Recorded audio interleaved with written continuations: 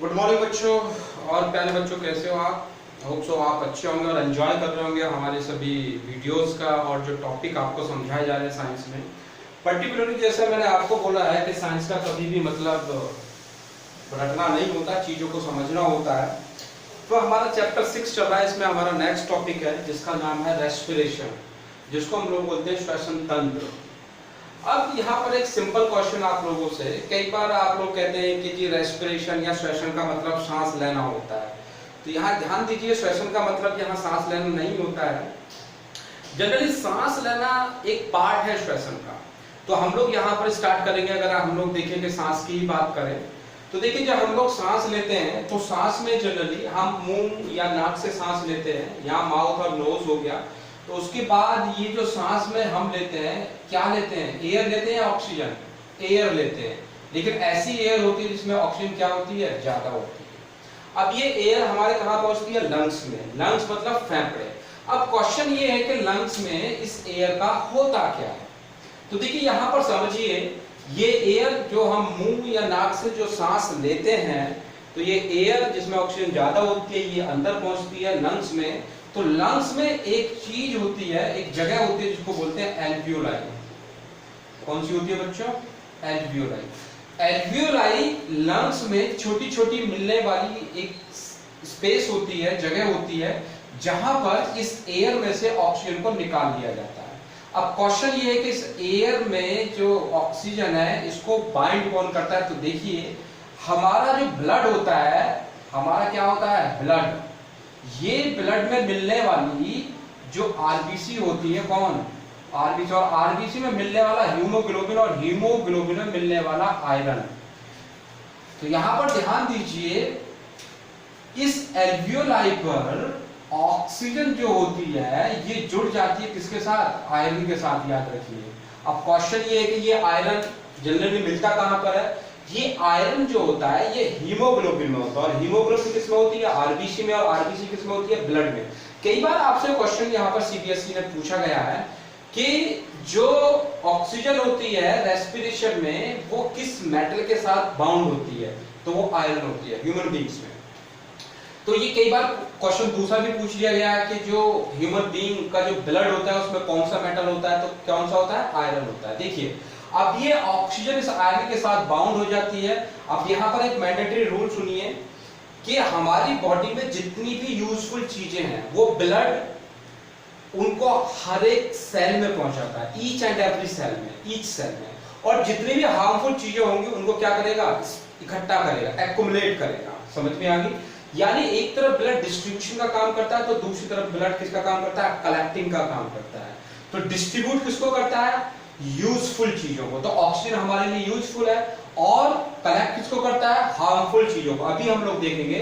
तो कुल मिलाकर के जो हम लोगों ने सांस लिया था, एयर में जो ऑक्सीजन ज्यादा थी, ये लंग्स में जनरली एक जगह होती है एल्वियोलाई। यहाँ पर जो ब्लड होता है, ब्लड में पाया जाने वाला आयरन इस ऑक्सीजन से बाइंड हो जाता है, और ये ऑक्सीजन को पहुंचा देता है कहां पर? ईच सेल में, हर एक सेल में। अब क्वेश्चन ये कि इस सेल में होता क्या है? देखिए, ऑक्सीजन यहां से आ गई। हम लोगों ने डाइजेशन पढ़ा था। डाइजेशन में स्मॉल इंटेस्टाइन में जो न्यूट्रिएंट्स थे, उनको क्या किया गया था? स्पेशली ग्लूकोज एब्सॉर्ब किया गया था। तो ये भी कौन लेकर के जाता है? ब्लड लेकर के जाता है। तो ये स्मॉल इंटेस्टाइन से ब्लड जो होता है, वो ग्लूकोज को ले जाकर के कहां पहुंचा देता है? ईच सेल में, ईच एंड एवरी सेल, हर एक सेल में पहुंचा देता है। अब देखिए, दो चीजें आ गई। सांस लेने से ऑक्सीजन आ गई, और जो हमने डाइजेशन पढ़ा था, स्मॉल इंटेस्टाइन, छोटी आंत में से क्या आ गया? ग्लूकोज आ गया। अब इसी सेल के अंदर ये ऑक्सीजन और ये ग्लूकोज दोनों मिल जाते हैं, रिएक्शन करते हैं।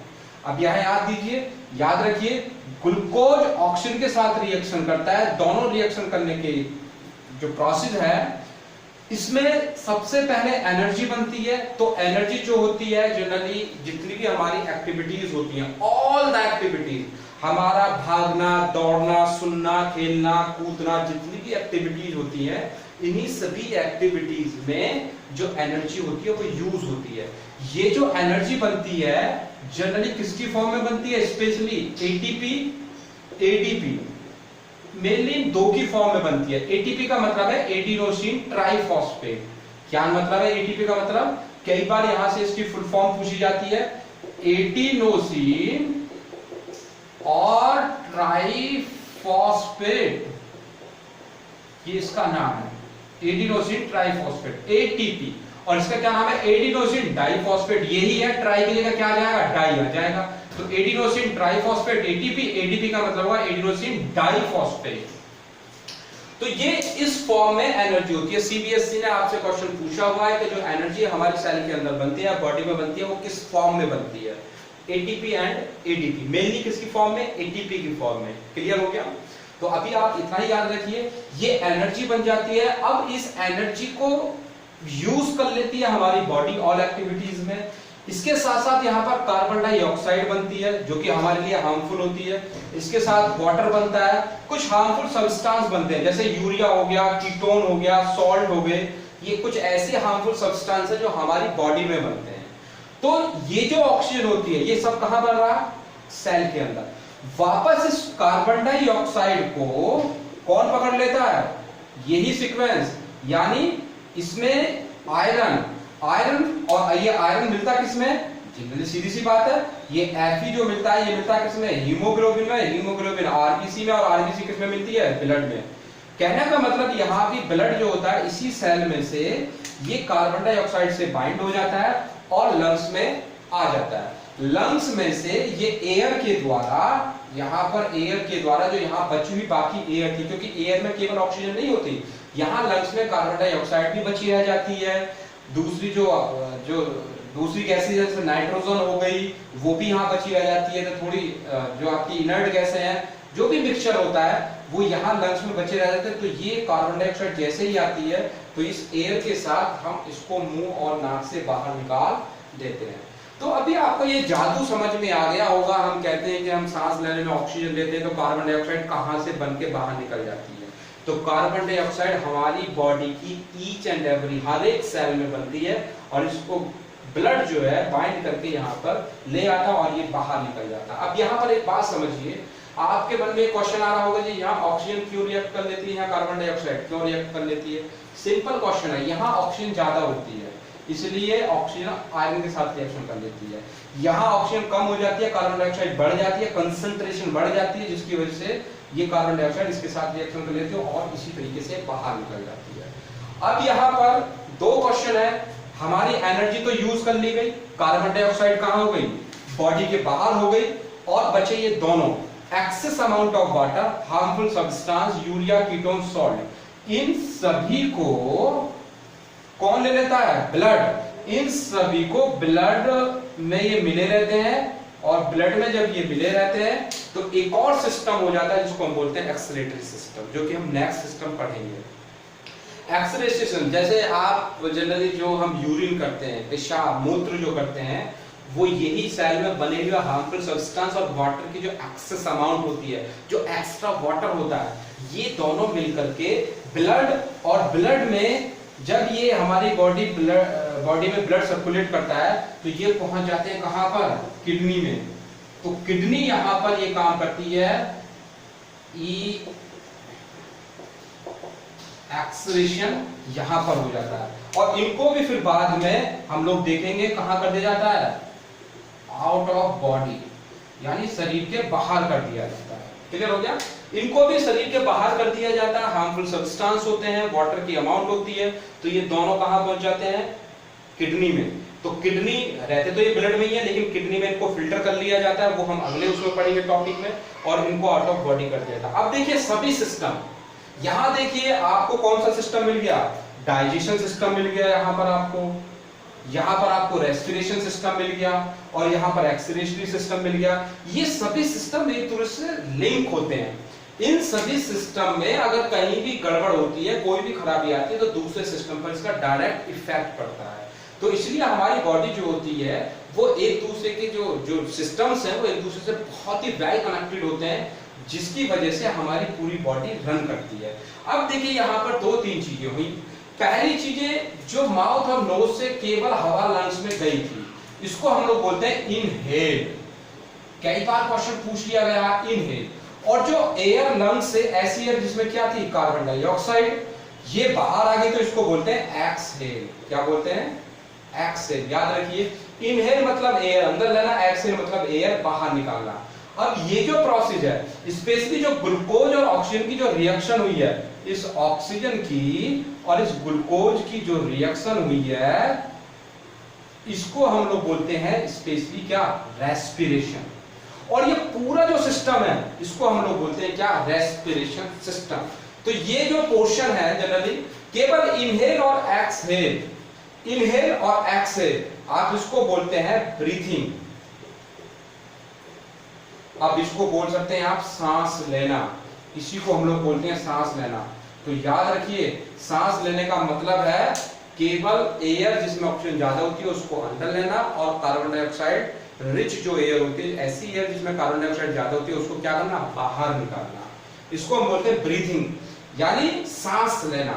और ये जो रेस्ट ऑफ द प्रोसेस है, ये पूरा प्रोसेस, इसको हम लोग बोलते हैं रेस्पिरेशन।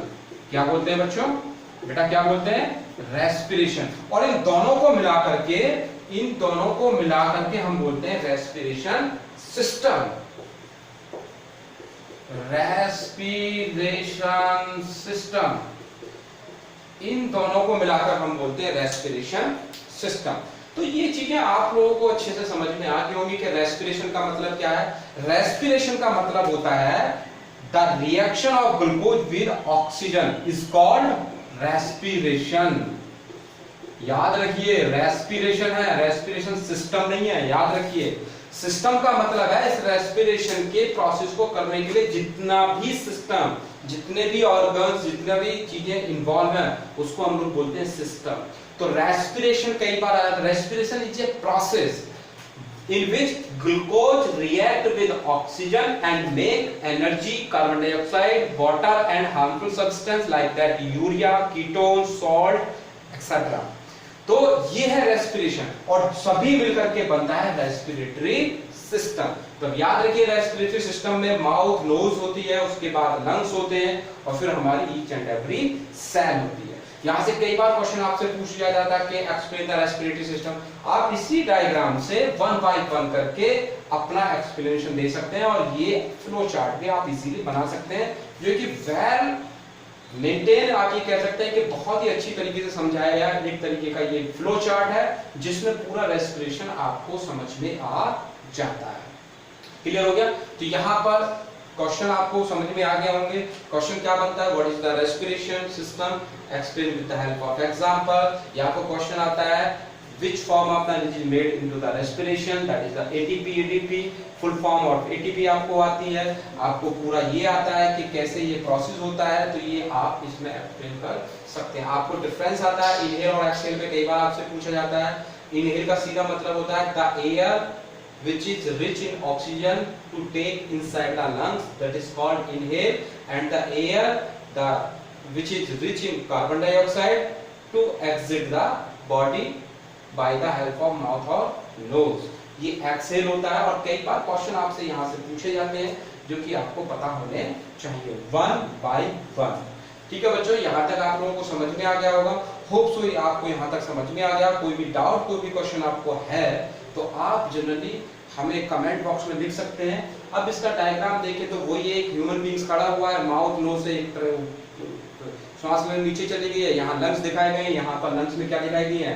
एल्वियोलाई दिखाई गई है। तो वही प्रोसेस है। समझ में आ गया बच्चों?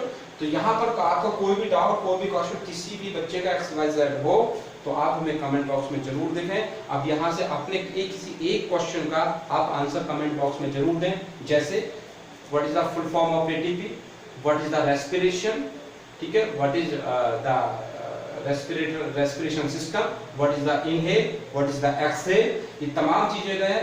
The metal which is found in the blood, the metal which is found in blood, that is iron। तो ये आपका पूरा इस तरीके से आप कोई भी एक क्वेश्चन कहीं से भी दे सकते हैं बना करके कमेंट बॉक्स में।